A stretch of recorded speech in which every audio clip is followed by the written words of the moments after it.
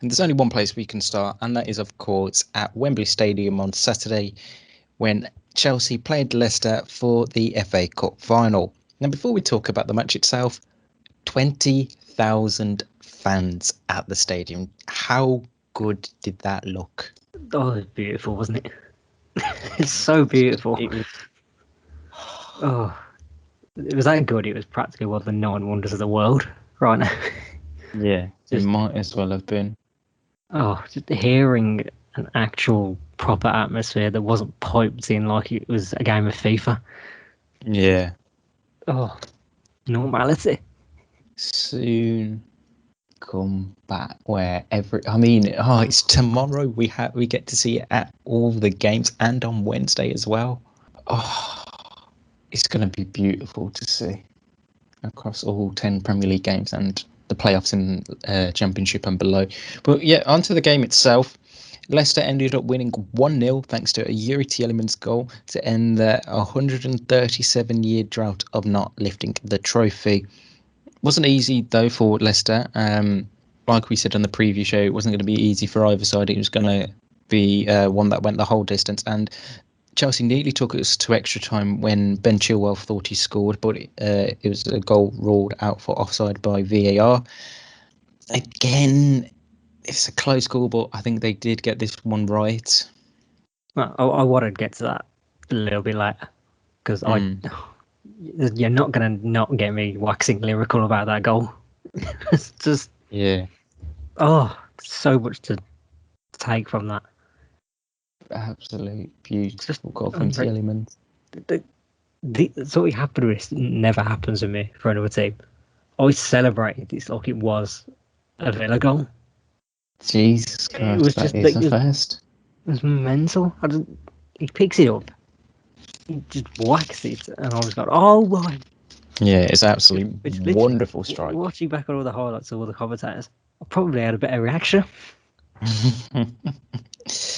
Absolutely. Brilliant goal from Tielemans, and that was his third goal in the cup competition as well. So you can't doubt that that's now one of the great all-time FA Cup goals. Yeah, it's definitely up there. I know straight away people were comparing it to that Steven Gerrard goal against West Ham back in 2006, I want to say it was. It was 2006, yeah. Thank you. Yeah, absolutely. It's close, but I think they're slightly different. The ball comes to Gerrard, whereas Tielemans got to run a bit and just, take his chance. Yeah. I mean, and I know it seems bad to say to Leicester, but I don't want him there for much longer. Like, could you imagine him tearing it up at Bayern Munich's, Barcelona's, Real Madrid's, Man United's? I know you technically can't discredit Leicester from that now because they are. We know he gets in Barcelona's 11. Yeah, like he's one of Europe elite's midfielders at this minute. He's so good to watch, and only 24 years old as well. It's incredible. 24 years old, he's almost certainly now a Leicester City legend. Mm-hmm. I mean, absolutely incredible scenes. And I did see a stat as well after the game that because he played in the final, Jamie Vardy is the first player ever to play in every round possible of the FA Cup, which was wow. Incredible. When the movie does eventually get made on his life, it's going to be unreal. Yeah. He is the ultimate journeyman. I don't believe there will be anyone that has had that journey, as much as he had. No. I mean, I'd probably say next close is maybe Tyrone Mings, but obviously he hasn't had the success as Vardy has yet. Because was it Mings that's played at non-league level? Or am I thinking of Ollie Watkins? One of the two Villa players has done that quite recently. Because Mings was picked from, but Ipswich picked him just out of nowhere because he just had a normal job. I don't know if he was playing non-league and then he made it in the Ipswich Academy, I think, or one of their youth levels. I can't remember. Yeah. But yeah, incredible scenes for Vardy and the rest of the Leicester team, and it was incredible also to see with the title celebrations, the owner come onto the pitch and enjoy it with the rest of the team as well. Obviously, after the tragic event that happened nearly 3 years back now, when his father passed away in the helicopter crash, Well, it's just I think it's just been a cream, like the cherry on top of the cake now for this Leicester team that they've won the FA Cup. They've had a good spell in the Champions League where they got to the quarterfinals. They've obviously won the Premier League. It is just a fairy tale story that just continues to write a new chapter every so often. You're not a normal person if you weren't even a little bit emotional at the scenes at the end. Yeah. Because it's very easy to well up in that moment to see you celebrate with the trophy. Because you just know how much that really does mean to them.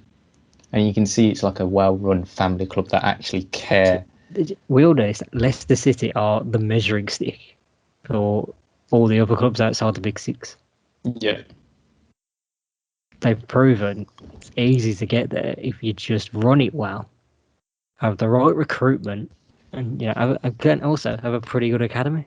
Because Luke Thomas is now an example of that, and he was pretty good in that game as well. Yeah. Who else came through the academy recently? Hamza Chowdhury was one, I think. Yeah. There is someone else I can't think of that's done well. Although he hasn't been there this season, watching him on loan at Luton, Kiernan Dewsbury Hall, I think within the next season or so he'll be getting into that Leicester first team, another academy product. So it does show, because if you look at their signings, they haven't gone out and spent crazy big on many of their players. I'd say maybe Iheanacho or Tielemans are probably their most expensive signings. Didn't they spend a slight bit on Fofana? But obviously he's proven that was completely worth it. He's 20 years old and he was amazing. He's that good now. Is he going to be like in a few years? Yeah, what he's done over this season at Leicester, oh my God. And again, I say the exact same thing I said about Tielemans. Give it a few years and he will be at your Real Madrid, your Barcelona, your Bayern Munich, and he'll be a mainstay in that French national team centre back, which will be an absolute joy to see. It's such a testament to Leicester's recruitment as well. Yeah. The pattern that's followed. They've sold Kante, Mahrez, Maguire, Chilwell. Replaced all of them. And the replacements have worked really well. Yeah. Absolute testament to the recruitment staff there at Leicester. And I know we talk about the players, but you've got to give Brendan Rodgers credit. What he has done with this Leicester team is just brilliant. I know many people were writing him off from his time at Liverpool, but he's gone proven them wrong. What he did with Liverpool was pretty mad as well. That Liverpool team, quality-wise, was not what it was now. I mean, he managed to get Coutinho in for $8.5 million, which is crazy when you think they sold him for 142 million. What was it, 7-8 years later? Which is absolutely crazy. Yeah, and forget what he did with Swansea as well. Yeah, we could you could judge everything that with Celtic as well. Would say it's easy to do it out there, but it's not easy to do a whole invincible season anywhere. Yeah, and the consistency of what he did it on a regular basis with Celtic. It wasn't just that one season; he did it back to back to back. So was it like the treble or something? Yeah, something like that. I can't remember. Which is just a phenomenal feat to have achieved at any club, not alone Celtic. Chelsea, on the other hand, disappointed, and obviously they've still got top four to play for in terms of Premier League, and they've obviously got the Champions League final on their horizon. It's not looking good for Thomas Tuchel's side at the minute, though, is it? Now with their last couple of defeats, it's added the pressure on, because if this goes all horribly wrong, they're now called bottle jobs. Oh, 100%. I mean, they become what they hate. Yeah, they become Spurs. Yeah, I mean, just having a look at it now, top four, they're inside it by a point and a goal on goal difference. That's how close it is between themselves and Liverpool. I didn't know it was that close until I saw it. It was quite surprising. Yeah, and then it's not even like he picked that bad of a side, Tuchel, so you could say, oh, maybe that's why they lost. But do you know what I mean? I don't think they even played bad.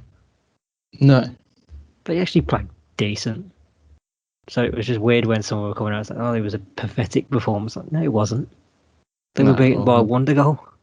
Yeah, and thoroughly deserved it in the end, Leicester. So, But right. well, Go on. as I'll I let you said, finish on I one final I points. did say we would talk about it because the three letters have to come out now.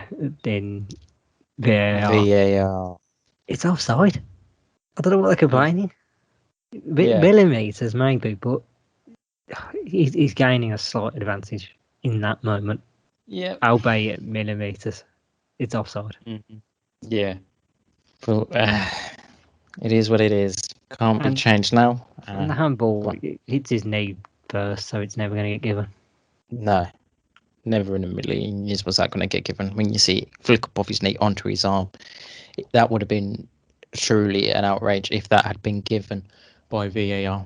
Right. But There see, was another final. you're so keen to move this on. This is almost perfect to my point because this weekend I fully believe the FA Cup's glory was restored. Mm, Just the coverage of it, all right, not what it used to be. We've accepted that. We move on. But that it's that joy of seeing someone like Leicester still step up and win it when the big six again dominate with their B teams for all these years. like I said, I It brings now hope. consider Leicester the big six. I Oh don't yeah, include Spurs in that big six anymore. Leicester are a some part will of that just big. call it a big seven now. They won't even say Leicester in the big six now. They'll just say it's a big seven. No, you can't class Spurs in anymore. You genuinely can't class Spurs in it anymore. Oh, no, But there was another. Go on. Yes, you're so keen. You are literally everything I hate. You hate the FA Cup, and it's glorious. This season proved it. I Bring mean, on what were the semi? Bring on the greatest weekend in the English football calendar next January. I mean, you look at the semi-finals. I mean, Southampton, I'd say, are the only team that surprised that got there, that weren't out of the Leicester so-called big don't get to the six. FA Cup semi-finals every single season, so No, you but put them in the same this bracket. could be, this could now be the start of it for Leicester because of the consistency they have. So I think we can start putting them there in these latter stages of both the Carabao Cup and the FA Cup. Yeah, but the FA Cup really, just say it. Nope, still haven't, still won't. Thank God But one there of us was, does. I'll still be here rooting for this fantastic competition every season. even if Villa go out at the first round every Well, year. I'm used to that now. So I've accepted it. Fair enough, fair enough. Can I move on now? Yes, you may. Thank you.